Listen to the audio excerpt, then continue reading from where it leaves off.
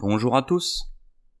Pour ce 5e épisode de l'introduction à l'histoire de France, nous allons nous pencher sur un changement de dynastie. Rien que ça.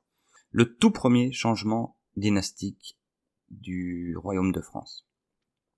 Depuis Clovis, vous le savez, ce sont les Mérovingiens qui occupent le pouvoir, mais ce pouvoir, à part justement Clovis, puis après éventuellement Dagobert, il s'est vite étiolé.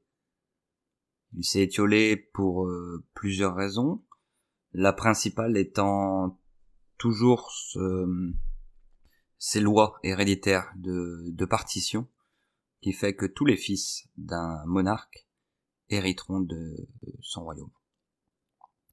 Ce qui nous a mené à la partition en 3 du royaume de France, entre Austrasie, Neustrie et Bourgogne. La Bourgogne va vite disparaître, absorbée par l'une et l'autre, on va dire, et restera, du coup, pendant plusieurs siècles, l'Austrasie à l'est et la Neustrie à l'ouest. Sur les dernières années de la dynastie mérovingienne, c'est un autre pouvoir qui va grimper, c'est celui des maires du palais. Les maires du palais, je vous le rappelle, des premiers ministres plus, on va dire des superintendants, qui finalement vont s'emparer du pouvoir, en tout cas l'exercer, bien que c'est toujours le roi qui est sur le trône. Depuis quelques années, la charge de maire du palais est devenue héréditaire. Vous voyez qu'on se rapproche petit à petit d'une charge de monarque. Celui qui va faire que le changement va pouvoir s'enclencher, le premier c'est Pépin de Herstal. Pépin de Herstal, fondateur de la famille des Pipinides, il réussit le coup de maître d'avoir entre ses mains la mairie du palais de Neustrie et la mairie du palais d'Austrasie. C'est-à-dire que on est sur 2 royaumes différents, l'Austrasie et la Neustrie, qui ont donc chacun leur roi, mais un seul et même premier ministre en quelque sorte. Ça montre bien que ces derniers rois mérovingiens, ceux que l'histoire, dont l'histoire se souviendra comme les rois feignants, n'avaient plus aucun pouvoir, puisque le même homme administrait à la fois leur pays et un pays ennemi. C'est assez bizarre. Pépin de Herstal donc réussit l'agrégation des 2 royaumes, et c'est à sa mort qu'un tour va se jouer et que la France va finalement voir arriver à sa tête un des plus grands hommes de l'époque. Quand il meurt, Pépin veut tout léguer à Théodoald. Donc là, pardon, on est au début du 8e siècle, dans les années 700. Il veut tout léguer à Théodoald, qu'il a eu avec une femme au prénom charmant, qui s'appelle Plectrude. Ça fait longtemps que ce prénom a été donné, je pense, et c'est bien heureux. Théodoald, donc, est l'héritier désigné, l'héritier de la mairie du palais, toujours pas de la royauté, enfin du trône, mais l'héritier désigné par son père Pépin de Herstal. Le problème, c'est que en Austrasie, très bien, ça passe, mais en Neustrie, l'aristocratie locale, qui a beaucoup d'importance, désigne Rainfroid, un autre prétendant. L'unification a déjà raté. Tout ce qu'avait fait, et c'est toujours la même chose, c'est que tout ce qu'avait fait Pépin de Herstal avec cette unification, gâché au moment déjà en plus, son souhait n'a pas été honoré, et c'est encore une fois les mairies du palais d'Austrasie et de Neustrie qui se retrouvent séparés. En Austrasie, à l'est, Théodoald, fils de Plectrude, qui tire les ficelles, disons-le, et en Neustrie, Rainfroid. Mais il y a un 3e larron qui va rentrer dans la partie. Ce 3e larron, c'est Charles Martel. Alors Charles Martel, qui est-il ? C'est le fils de Pépin de Herstal, tout comme Théodoald. Mais il n'est pas le fils de Plectrude, il est le fils d'Alphaïde, qui fut une autre concubine de Pépin de Herstal. À la mort de Pépin, en 715, Plectrude, je vous le rappelle, la mère de l'héritier désigné Théodoald, veut laisser à son fils les coups des franches et être sûr que elle, en manipulant son fils, peut régner. Elle décide donc de se débarrasser du petit Charles. Elle le fait emprisonner, tout simplement. D'ailleurs, Charles n'était pas désigné pour régner. Charles, ça veut dire soldat brave, un gars solide. Il n'y a aucun des rois mérovingiens, ou même des maires du palais, Pipinide ou autres, qui n'a porté ce prénom. Il était vraiment destiné, c'est presque un bâtard, hein, Charles Martel. Il a été reconnu par Pépin de Herstal, mais il n'était pas dans la lignée, tout simplement. Charles est donc emprisonné, mais parvint à s'évader. Et là va commencer une espèce de guérilla pour lui et ses partisans, parce qu'il a quand même eu une éducation militaire, il s'est fait de nombreux amis, parfois assez haut placés, et ils vont réussir à mobiliser des troupes pour conquérir la mairie d'Austrasie, à l'est. Ça va être chose faite très rapidement, et en 718, je crois, Charles Martel devient maire du palais d'Austrasie, à la place de Théodoald, et surtout à la place de Plectrude. Très vite, dans les 2-3 ans qui suivent, il a du pain sur la planche. Il a des envahisseurs qui viennent de l'Est, d'au-delà du Rhin, comme d'habitude, qui vont se présenter. Ce sont principalement 2 peuples, les Frisons et les Saxons. Les Saxons, vous savez qu'on les retrouvera en Angleterre, c'est pour ça qu'on nomme les Anglais les Anglo-Saxons. Et les Frisons, eux, ça correspond à la Frise, qui serait à peu près les Pays-Bas actuels, peut-être un petit peu plus à l'est. S'ensuit donc des guerres face à ces 2 peuples considérés comme barbares, un petit peu comme les Francs à l'époque, il y a 400 ans, 300 ans. Et ce sont 2 victoires pour Charles Martel, qui arrive à installer son autorité et sa légitimité. Par là même, il va se mettre l'église sous le coude, on va dire, en commençant un travail d'évangélisation de ces peuples barbares qui, donc, certains sont encore ariens, rappelez-vous, donc une branche de la chrétienté, mais vraiment vue comme une hérésie profonde par les catholiques, et d'autres ont des croyances diverses. Il va commencer à les évangéliser, et c'est ce que fera également son petit-fils Charlemagne, mais nous y reviendrons. Maintenant qu'il est tranquille sur sa droite, à l'est, Charles, il a envie de plus. Surtout, il a envie de faire comme son père. Visiblement, il lui en veut pas trop de ne pas l'avoir désigné comme héritier, et il a des envies de grandeur pour lui et sa famille, sa descendance, et il va se tourner vers la Neustrie. La Neustrie, je vous le rappelle, c'est Rainfroid, qui est le maire du palais, et va s'en suivre donc une guerre entre Rainfroid et Charles, victoire de Charles, notamment la bataille de Néry. À la suite de ça, Rainfroid, alors il va se faire là c'est vraiment pour l'anecdote, il va garder un tout petit territoire près de l'île de France, mais vraiment comme un micro pays en quelque sorte, que Charles ne se donnera même pas la peine d'aller attaquer. Il va le laisser vivoter comme ça, tranquillement, on va dire. Avec cette victoire, en tout cas, Charles est le maire du palais de l'Austrasie et de la Neustrie. C'est-à-dire que son territoire est maintenant immense. De nouveau, il refait l'unification qu'avait réussi son père. Son histoire ne s'arrête pas là, et d'ailleurs, je n'ai pas encore parlé du fait pour lequel il est fort connu, mais il n'y a pas que ça. Il n'y a pas que ça, heureusement. Mais voilà, son histoire ne s'arrête pas là, car au sud, il y a un nouvel ennemi qui arrive et qui va changer toute la donne.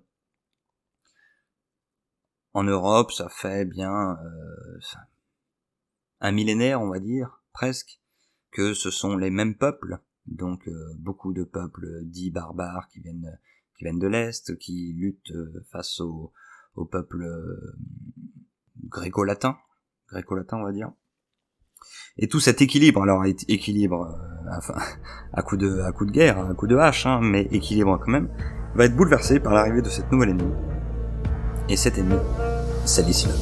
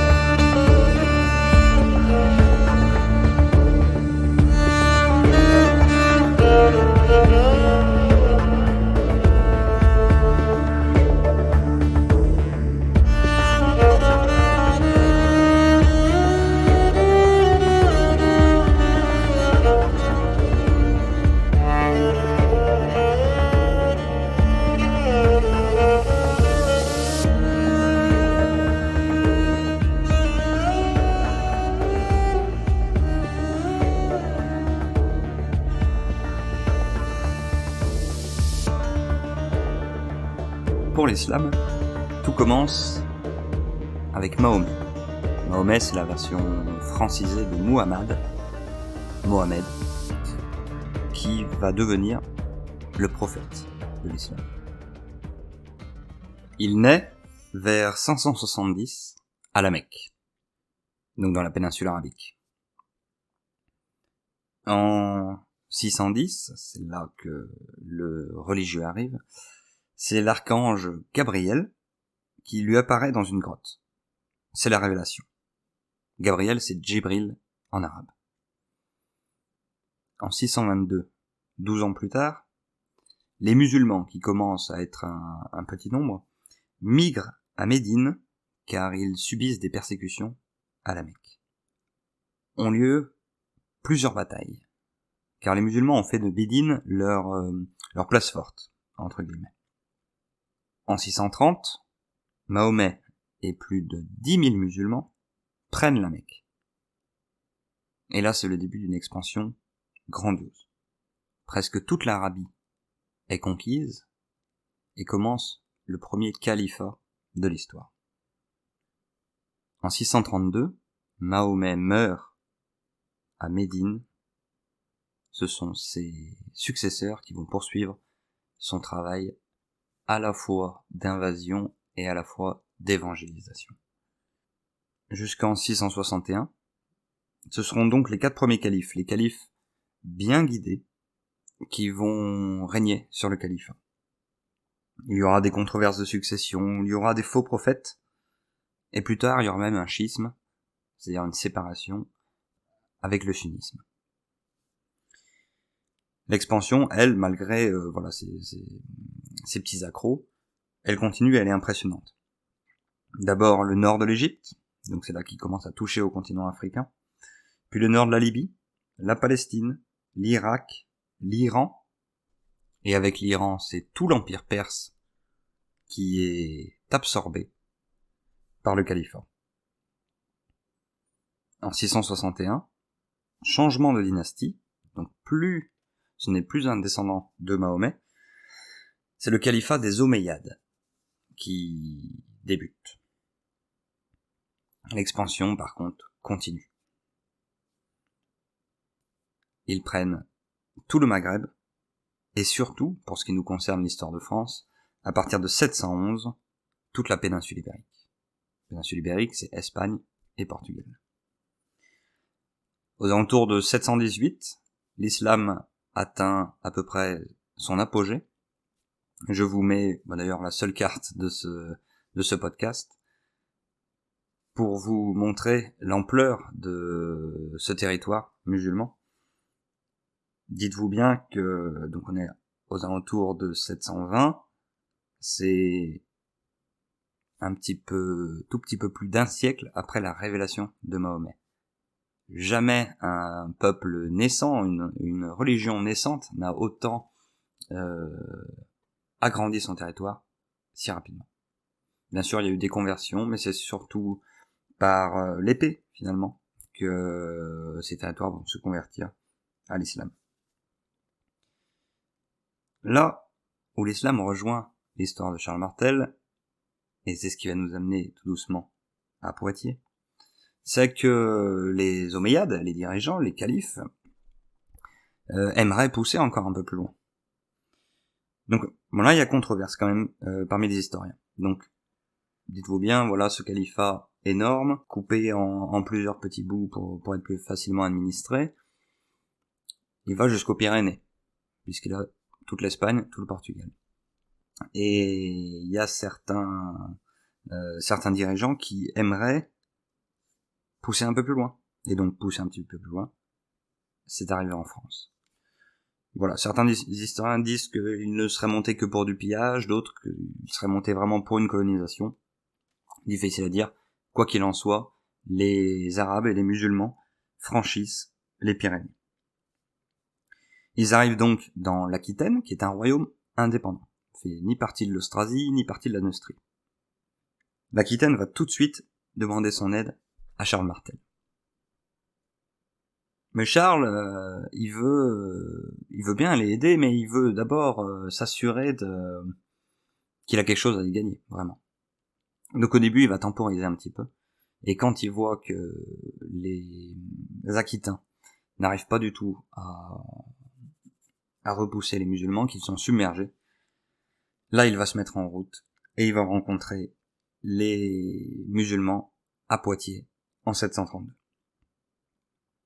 Là c'est vraiment ce que tout le monde connaît de Charles Martel, c'est la grande victoire, il a repoussé les Arabes à Poitiers, et c'est vrai que ça va leur mettre aux Arabes un gros coup vraiment sur la tête, et ils vont rebrousser le chemin, et c'est vraiment la fin des ambitions, pour le moment en tout cas, des Arabes en France. Les musulmans battus et repoussés, Charles devient à la fois un héros national et un héros chrétien. National parce qu'il a repoussé les Frisons, les Saxons, et encore plus dangereux, les Arabes, et chrétien, parce que c'est vu en tout cas par la papauté comme une guerre sainte. Mais c'est aussi, malgré sa gloire immense, vraiment, c'est l'homme le plus puissant d'Europe, Charles Martel. Il va savoir être modeste, enfin, surtout patient. Parce que il sent que pour basculer, pour vraiment s'installer sur le trône, il lui faudrait un peu un coup du sort. C'est toujours risqué de déposer une dynastie comme celle des Mérovingiens. Enfin, ça ne s'est jamais fait dans l'histoire de France au moment de Charles Martel, et il le sent pas, il se sent pas encore assez sûr de lui. Mais tout ce qu'il a construit, donc la réunification de l'Austrasie et la Neustrie, et puis le fait d'être devenu vraiment un héros pour tous les Français, et pour beaucoup d'Européens également, et bien ça il va le laisser à sa descendance, qui va devoir et qui va savoir en tirer le meilleur parti.